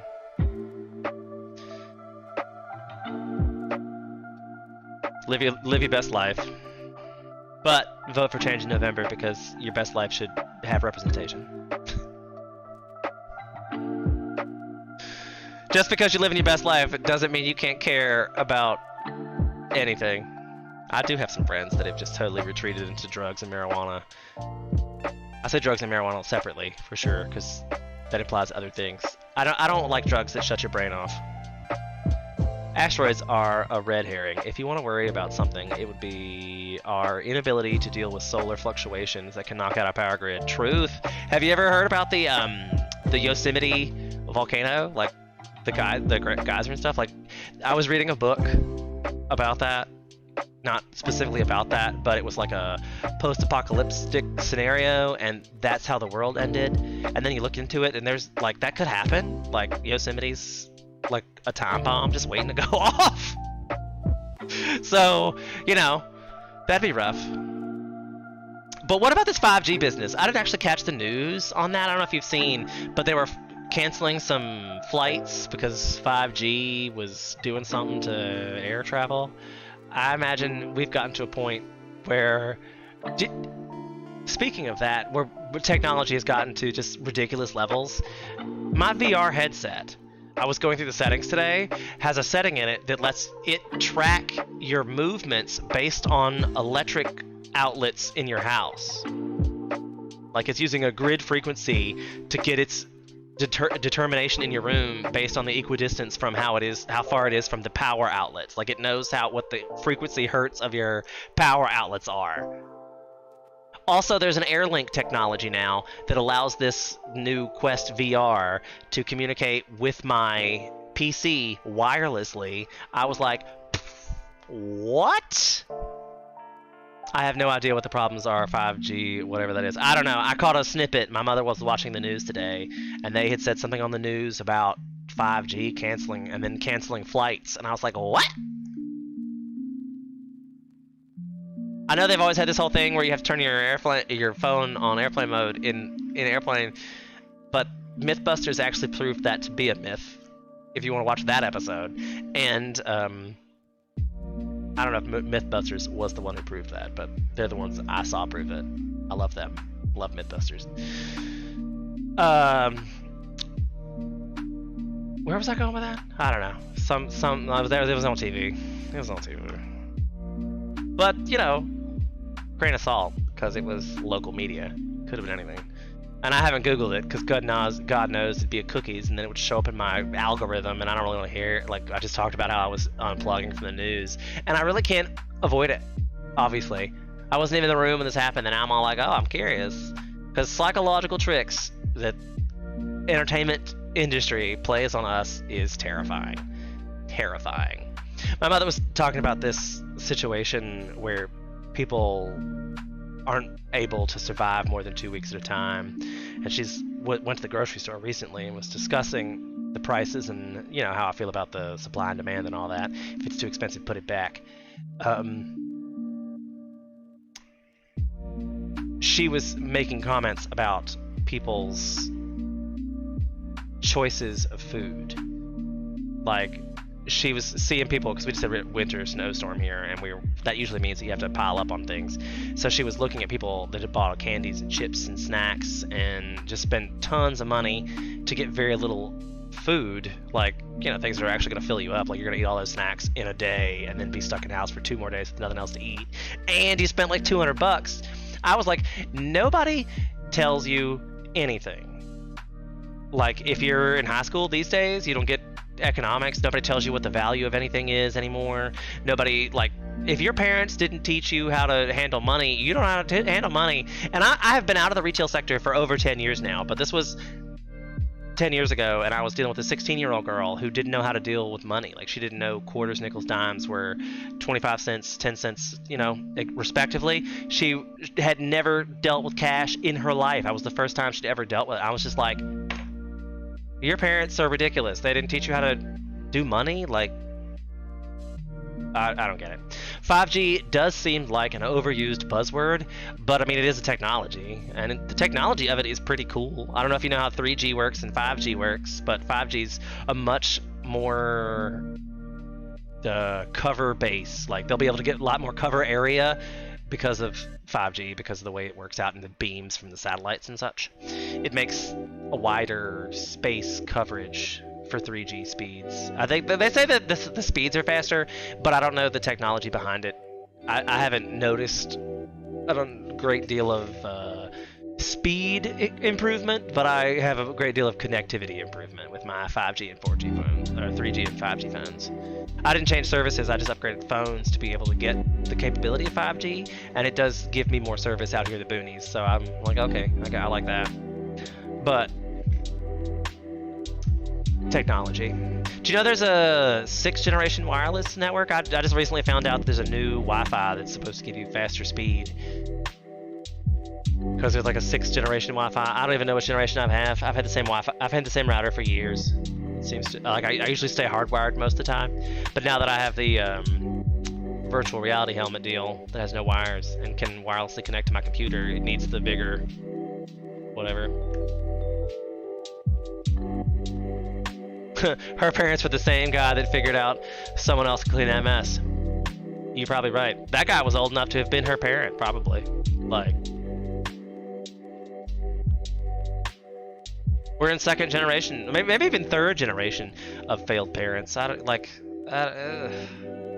I hear so many horror stories about parents of people my age that were just horrible to their kids. And I mean, I guess there's always been people horrible to their kids, surely, but it just seems like it's getting worse kind of horribles, like neglect, and you just popped out a kid and then put it in front of a TV and went to work, because that's all you can do nowadays is work 2 jobs to live.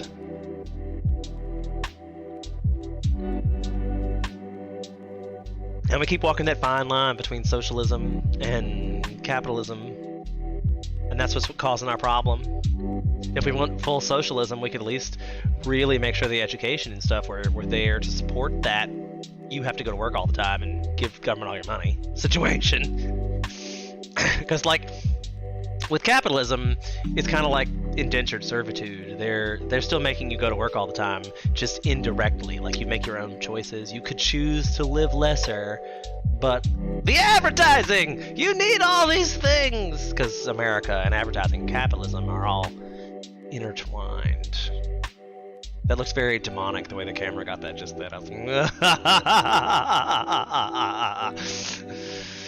so, right. What do we do? I mean, like, we could sit here and complain about it. We have sat here and complained about it for 2 hours, but what do we do? Ultimately, we have to keep waiting for November and vote for change in November.